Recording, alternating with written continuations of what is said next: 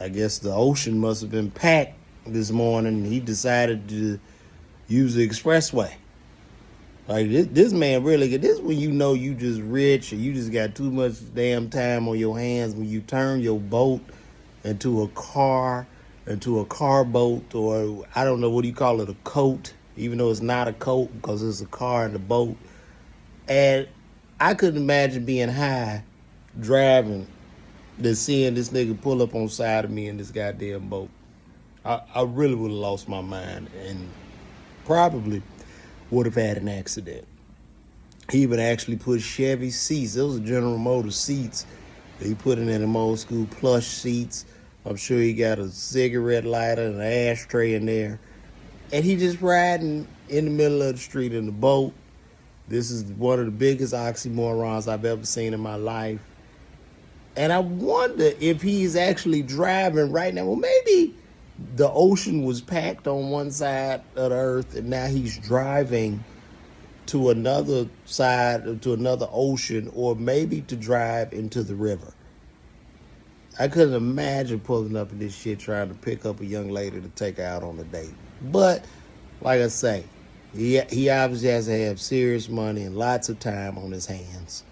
And I guess the young lady would be more than willing to jump into the boat with me as we drive on the expressway on 85. And I guess we'll go somewhere and I have to pay for her time.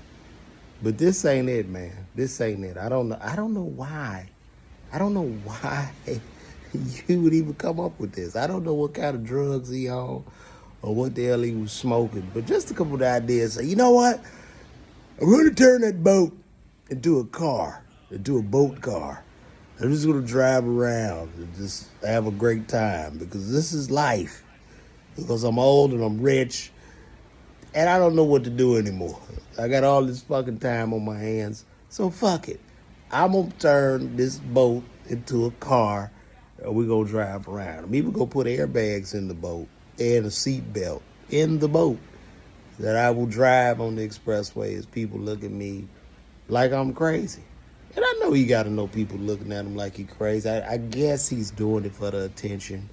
I don't know. Or maybe he did this shit just to get out of the house. Maybe his wife is getting on his nerves. And, you know, he don't care. He just wants to leave. He wants to leave and get out in the street and just let people look at him in a weird way.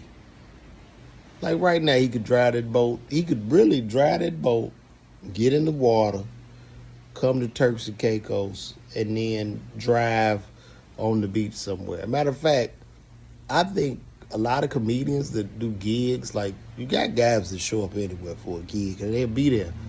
There's one thing about being a comedian, you always want to work.